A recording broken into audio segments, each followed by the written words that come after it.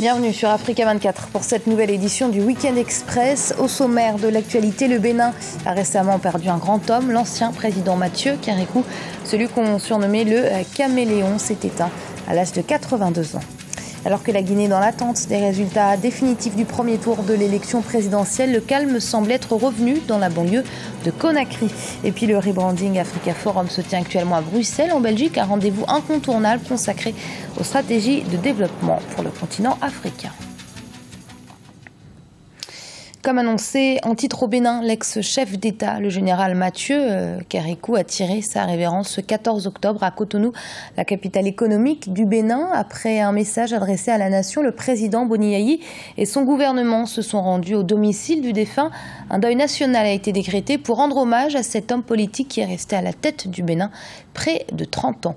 Reportage de notre correspondant Lefti Ounou, commentaire Diaran Diaye. L'annonce du décès du général Mathieu Kérékou depuis le 14 octobre 2015 suscite encore des réactions de la part des autorités et des citoyens béninois. Du putschiste au démocrate, l'ex-président Mathieu Kérékou a marqué l'histoire politique du Bénin. Après son décès, des voix s'élèvent pour reconnaître la grandeur de l'homme. Le président Mathieu Kérékou n'est pas mort. Il est rentré dans l'immortalité à travers l'écho qui m'est parvenu de par le monde entier, les 4 coins de notre planète. Ardent défenseur du marxisme-léninisme, le général Mathieu Kérékou a su écouter les cris de détresse du peuple béninois quand cette idéologie s'est effondrée. Il a initié la conférence des forces vives de la nation qui a posé les jalons de la démocratie au Bénin. Pour de nombreux jeunes, ces actions restent édifiantes. Vraiment, ça a été une grande tristesse pour moi. Une grande tristesse et également une grande désolation. Le général n'aurait pas dû nous quitter comme ça. Puisque, bien vrai, je suis un jeune, mais j'aurais appris beaucoup de général. J'ai suivi l'histoire du Bénin, surtout la constitution du Bénin, on le doit au général Mathieu Kérékou et beaucoup d'autres choses. Pour moi, ça doit être une leçon. Une leçon en ce sens que les présidents qui vont venir encore pour prendre ce pouvoir agissent dans le même sens que le général Mathieu Kérékou parce qu'il a beaucoup œuvré pour la paix. C'est grâce à lui que notre démocratie prend son cours et vive en bonne forme. Tout d'abord, c'est un président calme, patient et plus son calme parle.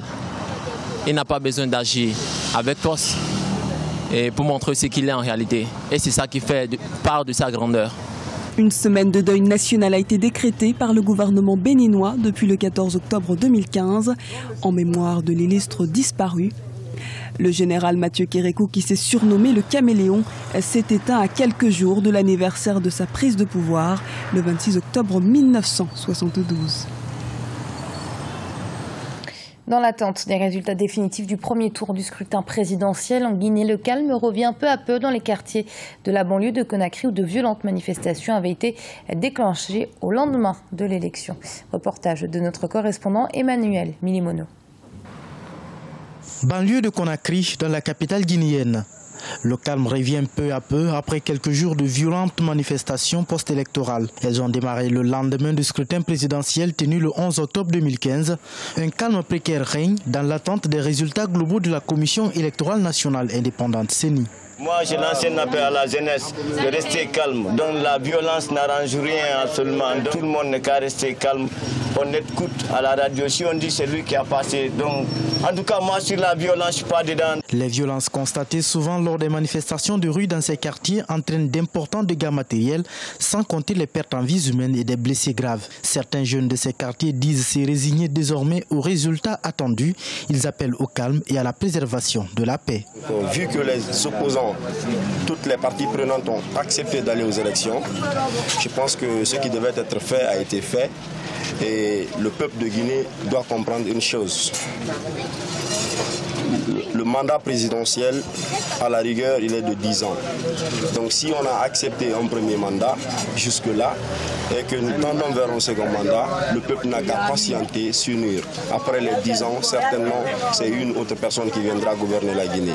L'attente des résultats de la CENI est désormais le seul mot d'ordre.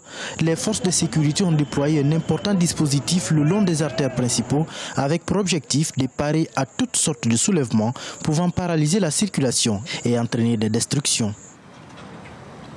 Le rebranding Africa Forum se tient à Bruxelles jusqu'au 18 octobre. Chaque participant est engagé à sa manière en faveur du développement du continent. Ce forum vise à donner une plateforme d'échange à toutes ces personnalités afin de créer des politiques communes et efficaces pour une Afrique unie, forte et indépendante. Un sujet de la rédaction. La réduction de la pauvreté, la croissance inclusive, le développement du continent africain. Voilà pourquoi les participants du rebranding Africa Forum sont à Bruxelles actuellement. Ce rendez-vous vise à penser des stratégies communes pour permettre à l'Afrique une véritable émergence. Les potentialités sont là. Encore faut-il que des politiques efficaces, notamment vis-à-vis de la corruption et des flux illicites, dont le montant est particulièrement important, soient mises en place et effectives le plus rapidement possible. 1000 millions de dollars ont disparu en l'espace de 50 ans. Or, on a estimé que l'Afrique perd plus de 50 milliards annuellement, alors que nous avons précisément besoin de 30 à 50 milliards de dollars chaque année pour construire, pour mettre en place des projets d'infrastructure. C'est-à-dire qu'en luttant contre ces flux financiers illicites, nous disposerons des financements nécessaires pour construire nos infrastructures. L'autonomisation de la femme, la lutte contre la corruption, le financement du secteur agricole ou encore du secteur privé. Pour l'Afrique, continent de plus de 50 pays de plus d'1 milliard d'habitants, le chantier du développement est particulièrement vaste et chaque segment est à prendre en compte. Mon engagement envers les femmes en Afrique, eh bien, c'est ça mon engagement. Envers des milliers de femmes qui luttent alors qu'elles ont un diplôme de l'enseignement supérieur et ne trouvent pas d'emploi. Je suis engagée envers des milliers de jeunes hommes africains qui moisissent dans des centres de détention sans avenir. Je suis engagée envers des gens en Afrique qui n'ont pas de terre, et qui n'ont pas la possibilité de planter et croître des cultures et d'avoir un espoir de prospérité. Je suis engagée envers tous ces gens qui cherchent des fonds pour investir et qui n'ont rien, qui n'ont pas d'avenir parce qu'il n'y a pas de financement. C'est ça mon engagement. Je suis engagée auprès des gouvernements africains afin qu'ils puissent changer leurs institutions. Je suis engagée envers les gouvernements africains pour éradiquer la corruption et la mauvaise gouvernance. C'est ça mon engagement.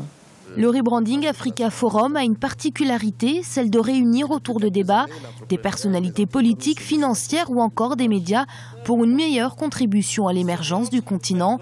Ce mélange d'acteurs est peut-être la clé de sa réussite. Et le rebranding Forum Africa, ce sont des personnalités des médias, de la finance, mais aussi des personnalités politiques. Parmi elles, le Premier ministre sénégalais, Mohamed Dionne, invité d'honneur de ce forum et qui évoque la problématique de l'émergence du continent. Abdoulaye Biotiane, avec lequel j'ai cheminé à la Banque centrale, disait tantôt qu'il est peut-être plus aisé d'importer un conteneur quand on est en Éthiopie, de Chine ou du Japon, que plutôt du Sénégal. C'est ce problème qu'il nous faut adresser et régler.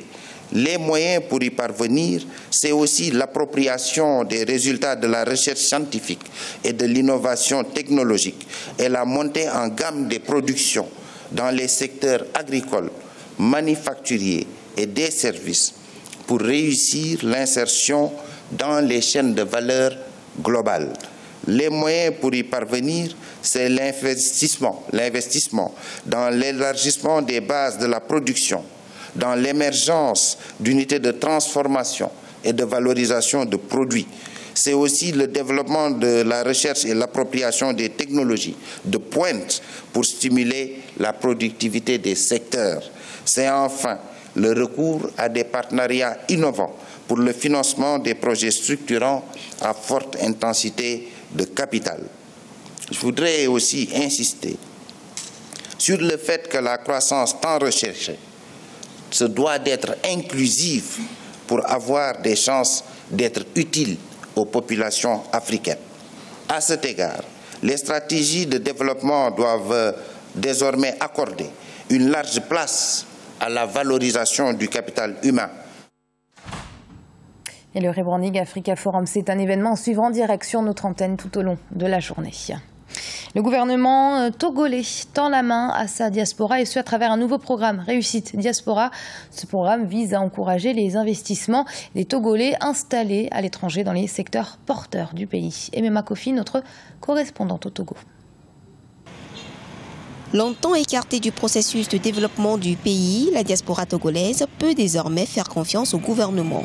Les Togolais recensés vivant à l'étranger selon la Banque africaine de développement sont d'environ 2 millions. Et c'est fort de cela que le gouvernement vient de lancer un nouveau programme.